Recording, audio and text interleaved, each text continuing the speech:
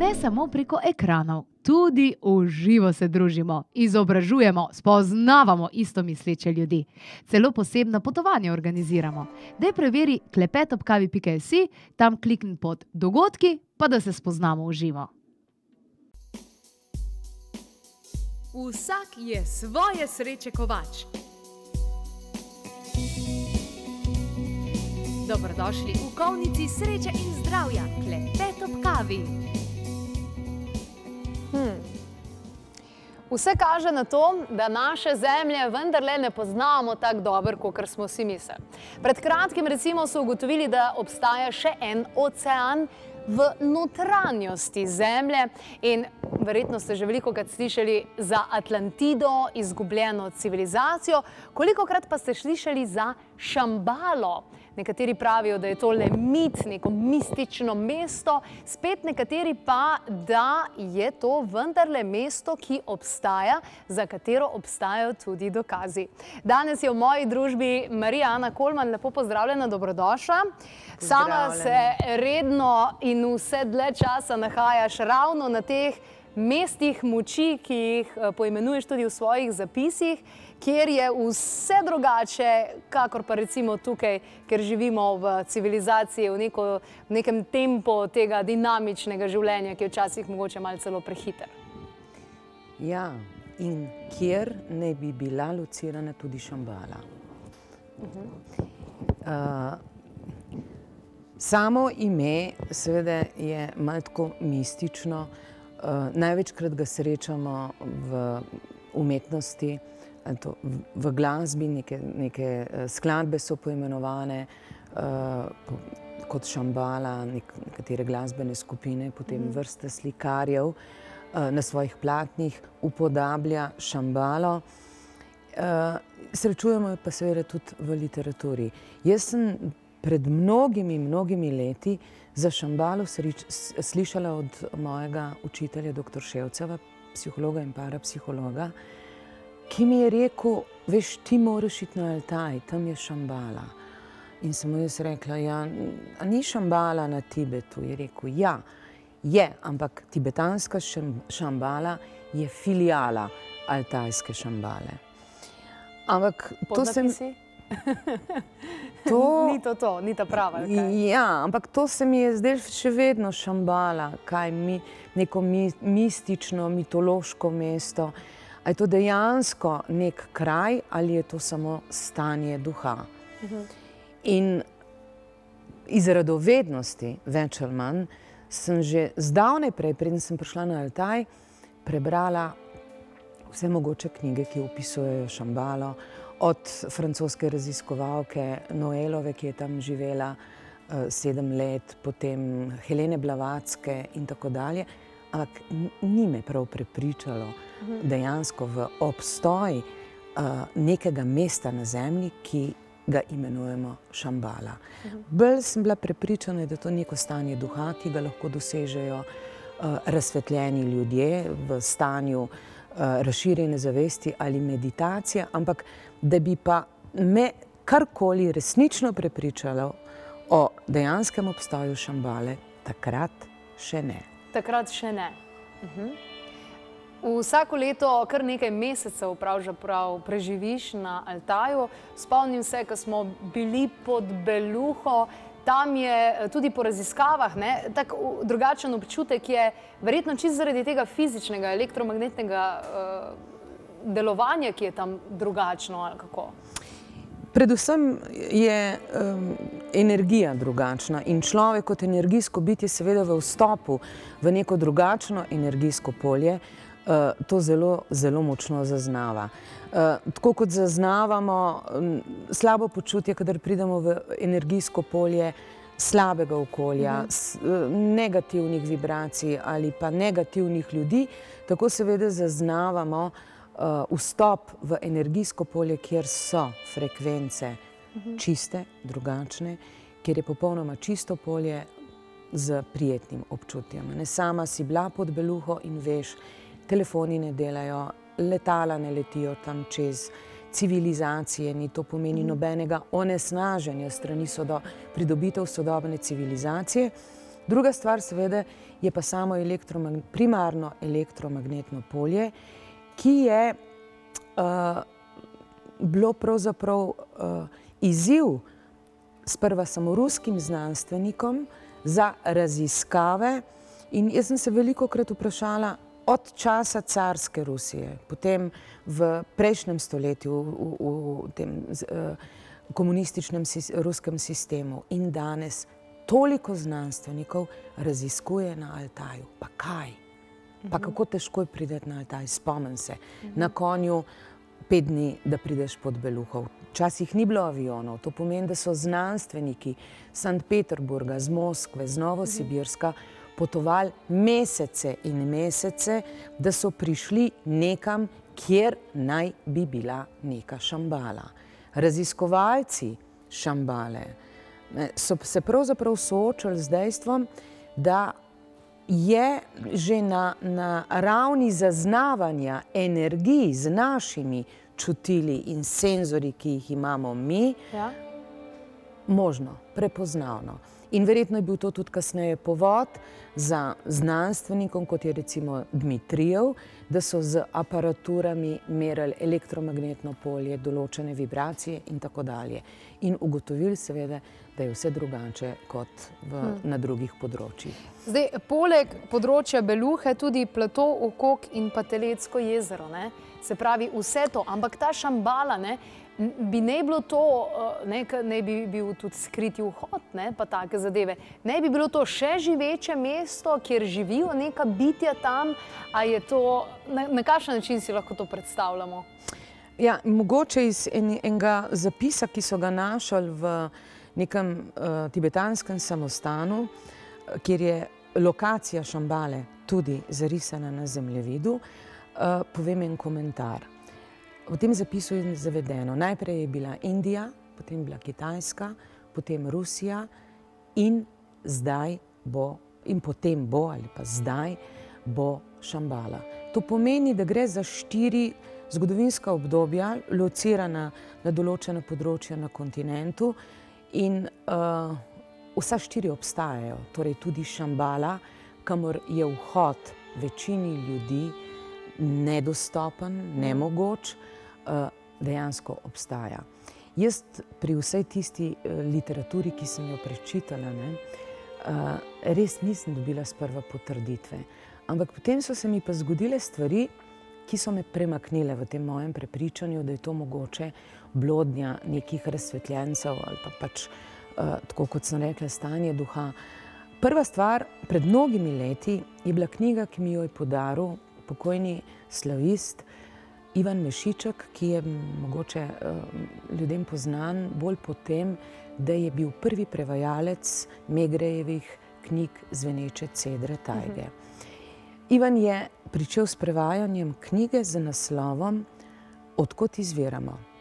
Žal, prevoda ni končal, ker je prej umrl, ampak ta knjiga, ki meni je v ruščini podaril knjigo ruskega avtorja, Moldaševa, avtorja, ki sicer sploh ni ne pisatelj, ne človek, ki bi se v svojem življenju zanimal za ezoteriko, prav nasprotno.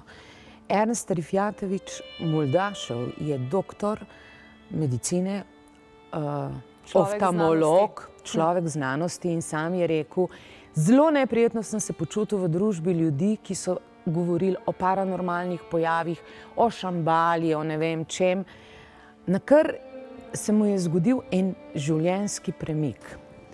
Slučajno je šel v knjigarno iskat neko knjigo in ko je čakal tam, da mu najdejo to knjigo, je vrtel globus, tako okrog iz dolgočasja, in je bil pozoren na mesta na planetu, ki so poznana v zgodovini kot močna energijska mesta, to pomeni egipčanske piramide, piramide v Južni Ameriki, Stonehenge, velikonočni otoki. In ko je to vrtel, je ugotovil, da so nekako tako na oko ta mesta v enaki oddaljenosti drug od drugega. In kaj naredil? Človek znanosti, vzel je centimeter in zmeril. in je ugotovil, da je razdalja med vsemi temi točkami 6666 km. To pa bi zdaj rekli nekateri hudičeve številke, ne? Šestke. Ja, sej, če okrog obrneš, je to bipolarnost, ne? Ampak to ga je tako presenetilo, da se je začel on, oftalmolog, ne, ki je v medicini poznan kot prvi človek, ki je naredil presaditev očesa, znamenit ufolog iz Ufe, je začel zbirati literaturo, zanimati ga je začela ezoterika in Muldašev je organiziral znanstveno ekspedicijo, sestavljeno iz znanstvenikov, geologov, arheologov, psihologov in so šli na Tibet. In tam je pravzaprav Muldašev ugotovil, da Šambala je. Prišel je tudi v stik z guruji, z mahatmami, ki živijo v stanju samatija v tistih votlinah, srečal se z lamami in lame seveda so mu povedale tudi, da Šambala je in tako dalje. No? Ampak to je bil prvi vzgib. Ne? Ja. Drug vzgib, ki me je malo še bolj prepričal, je bil Rerih. Rerih, filozof, arheolog, on kot slikar, njegova žena, visoko izobražena človeka.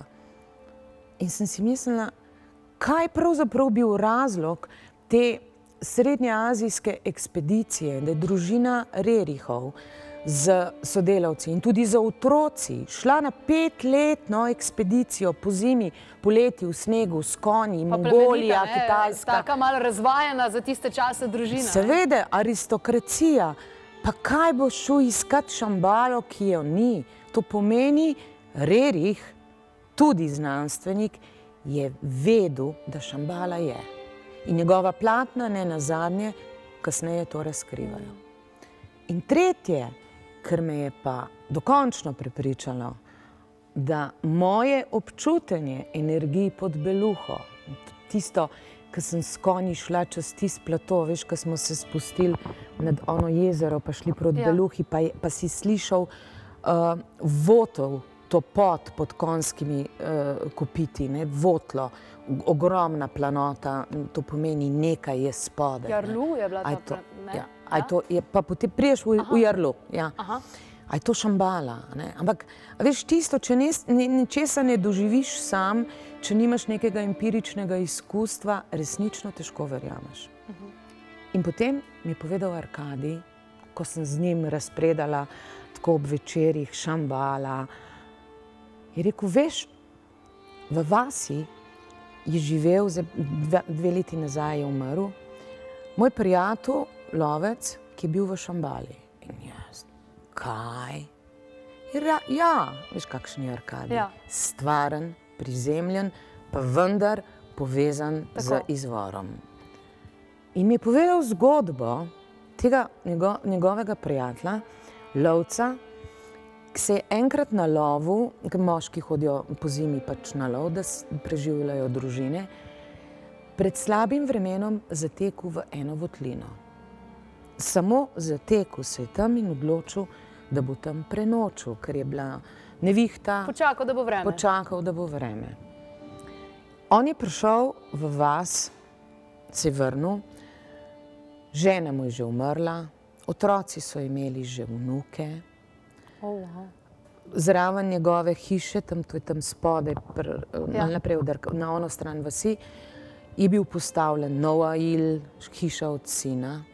Človek je samo prenočil v votlini in ko se je vrnil, je bilo mimo 20, 30, mogoče 40 let.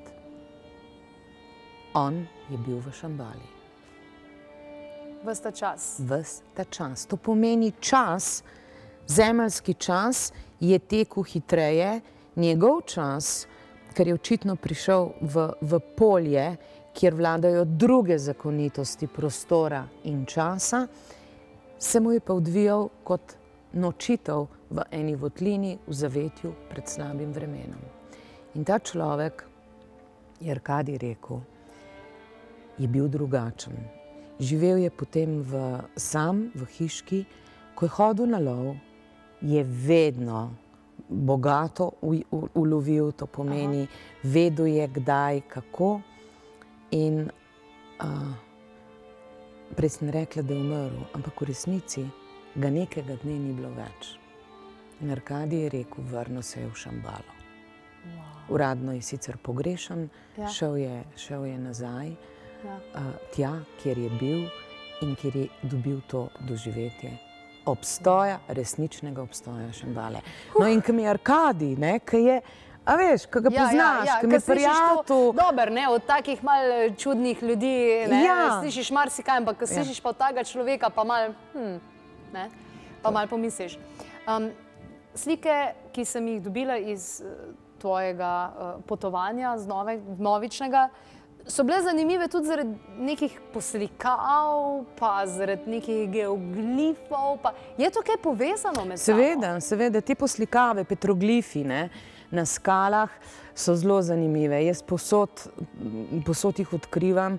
Šla sem tudi v muzej in povedala en zanimiv pogovor z kustosinjo, ki seveda tam uradno razlaga eksponate v muzeju, med drugim tudi skalne poslikave, datirane 5, 6, 7 tisoč let nazaj. In jaz poznam eno poslikavo, tebi sem tudi poslala in sem zraven napisala razlago, ali je to šamanka ali neznano leteče plovilo. Ja, se je to. No, in jaz vprašam to kustosinjo v muzeju, ker tam na eni fotografiji je bil ta petroglif iz Kalbaktaša in me ona pogleda in jo vprašam, a je to mogoče neznano leteče plovilo? In me ona pogleda, čisto trda je bila. In ni mogla druga odgovoriti, kot je rekla, jaz lahko povem samo tisto, kar smem. Ampak sicer vemo, da si na Altaju daljše časovno obdobje, na koncu imaš tudi svojo hiško tam in veliko časa tam preživiš, pa poznaš ljudi, zelo si povezan z njimi. A so ti kdaj kaj rekli, da so kaj videli, kakšne čudne lučke, karkoli, ker tam ni cest, to je dejstvo. Ja, so, ampak veš, jaz sem lani 2-krat videla neznani leteči predmet, To, če mi bi kdo v življenju razlagal, da je videl NLP, bi si mislila, maja, v redu. Čeprav so dokazi. Vemo, da nismo sami v vesolju, ampak veš, če ga pa sam vidiš, je pa to le drugače. In prvi večer, ko sem ga videla nad mojo hiško, je letel nad Kučrlo, tako desno izpod Beluhe, pa čez Katun, pa zginil za tistim hribom. Jaz sem bila tako šokirana, da sem razmišljala, helikopter ni, kar bi se slišali, avion tudi ni, ker tle itak avioni ne letijo. Kaj torej? Čisto sem bila v šoku. In naslednji večer dežuram s fotoaparatom, ga ni bilo, čez 2 dni spet, približno v istem času in sem to posnela. NLP. In pol povem jaz to v vasi. Veš, kaj so mi rekli? Ja, normalno. Njim je to normalno. Tista moja ugibanja, kaj, so neki poskusi iz te vesoljske postaje, ki je tam v Kazahstanu ali karkoli, njim je bilo normalno. Oni to doživljajo kot nekaj popolnoma normalnega. Ali so to podnevi, neki siji, ali so to leteči predmeti, ki jih podnevi vidiš, ali po noči, ali je to luminiscenca, ki je tudi tipična, njim je to normalno. Ker za te luminiscence, tukaj so cele študije v zadnji in ta fotonska naravna svetloba in vse te zadeve. Ampak če takole pogledamo, Šambala, se pravi neko mistično mesto in tak naprej.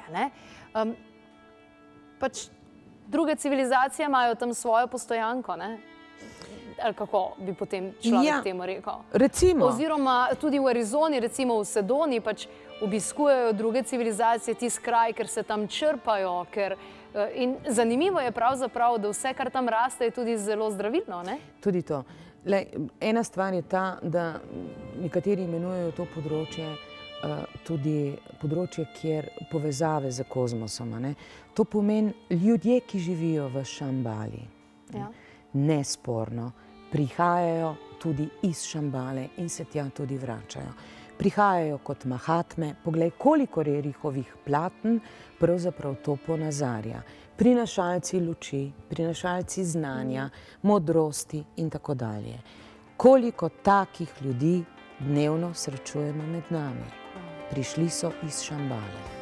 Najlepša hvala. Marijana Kolman je bila danes v naši družbi. Zanimiva tematika. Vsekakor si poglejte še kaj minule posnetke tudi, ki dejansko govorijo o tem neverjetnemu področju na zemlji in torej govorijo o Altaju, kjer bi se torej naj nahajala Šambala oziroma se nahajajo. Je to mit ali resnično? Sami si ustvarite svoje mnenje. Preverite pa še kaj na www.klepetobkavi.si.